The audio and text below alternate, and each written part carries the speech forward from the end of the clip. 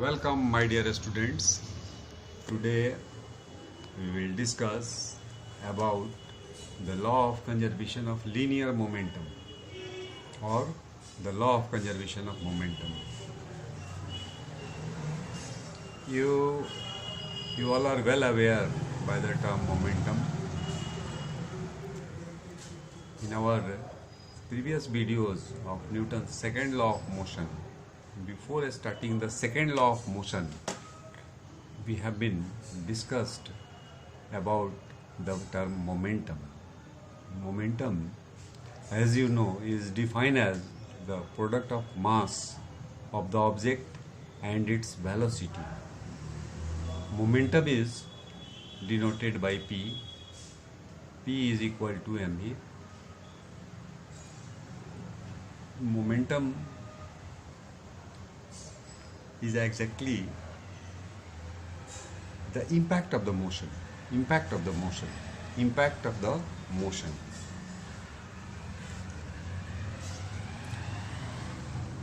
SI unit of momentum is kg meter per second. According to, now we will back on our topic, the law of conservation of momentum. According to the law of conservation of momentum, total momentum of an isolated system remains conserved or constant. That means we must say the momentum can neither be created nor be destroyed. This statement can be written in another form also. When two or more bodies act upon each other or interact with each other, their total momentum remains constant provided no external force is applied over it.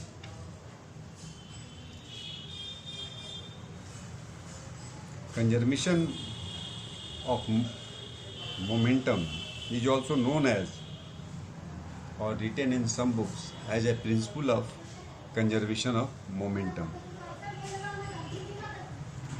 As you know, according to Newton's third law, when two bodies interact, they apply a force on each other. They apply equal force on each other, but in opposite direction. As per Newton's third law, every action has equal and opposite reaction.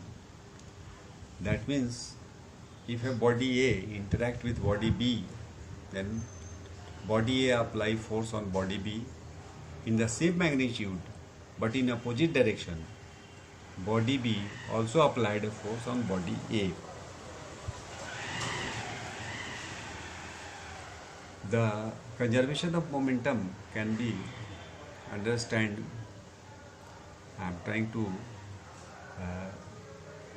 give you an example. Suppose a car is parked on one side of the road. Suppose a speeding truck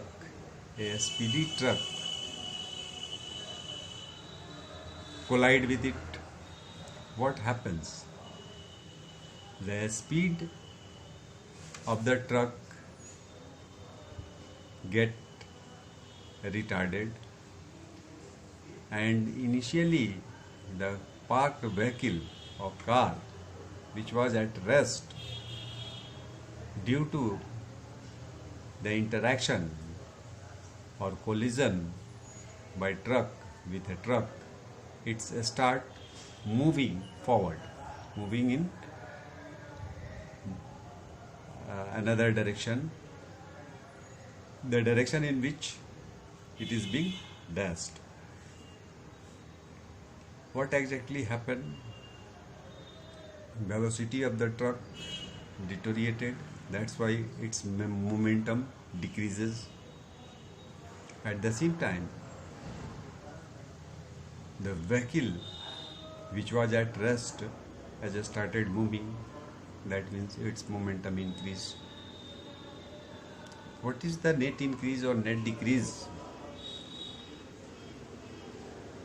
the amount, the magnitude of the momentum, or the amount on which the momentum the truck deteriorated, the very same amount of momentum is being gained by the car.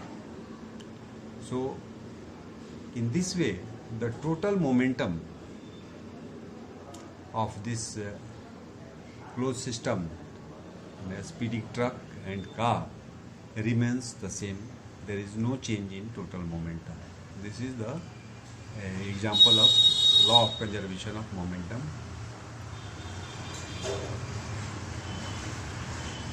We will derive it later. We will discuss about some applications of law of conservation of momentum.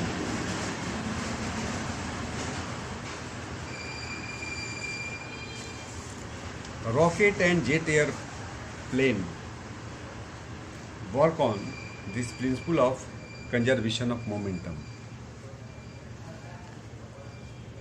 In jet aeroplane, a large volume of gases produced by combustion of fuel allowed to escape through the jet in a backward direction.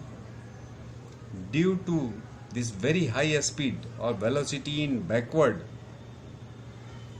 rushing gases has a large momentum.